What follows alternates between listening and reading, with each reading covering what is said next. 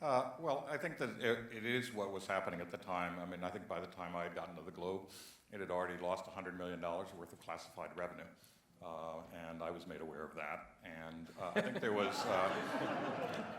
a fair amount of anxiety at the Globe about what was going to happen in the future.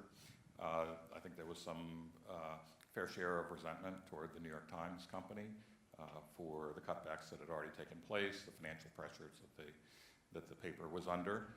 And given that I had worked at the New York Times and then was selected by the New York Times company to be the editor of the paper, there was an expectation that I would execute even more of that.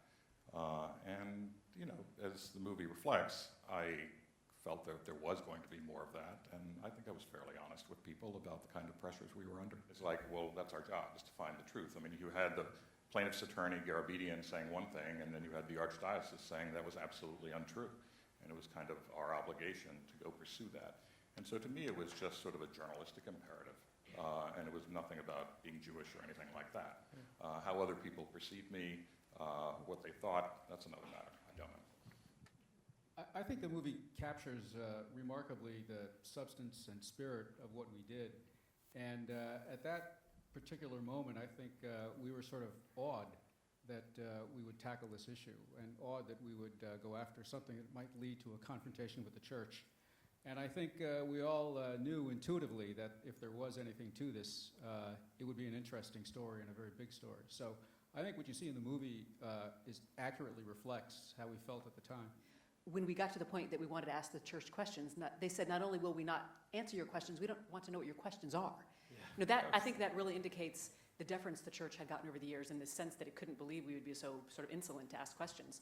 But I think that what we ultimately hope the movie gets across is that when you do have an editor that gives you the support and has the patience to let you stay out of the paper for a few months, this is what you can produce when you have that kind of those resources and that patient, supportive editor. We were used to picking our own subjects, and they almost always, as was the case with many investigative teams, they focused on public corruption, that sort of thing. And, you know, we didn't know anything about, literally, we didn't have a single file on priests.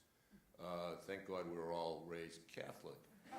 But unlike Marty, there's still time. And I have to tell you, anybody who knows Marty knows that when Marty's the new boss and he wants something, you better do it. What is important to me is not so much the number of priests, even though it seems like there may be a large number here in Boston. It's the policy and practices, right? It's the getting the system. You know, we would have died if we'd lost this story after all the work we'd done to it. But it's an endangered species, it really is, and that's one of the, I think, one of the great messages of the movie is the importance of investigative journalism to society, really, at a time when, let's face it, newspapers are really struggling in the internet era, trying to find an economic model to succeed. And there are layoffs and buyouts all the time, and yet newspapers still have more resources than radio stations, television stations. They still set the agenda for those other media indirectly. And I think this movie really underscores the importance of investigative work.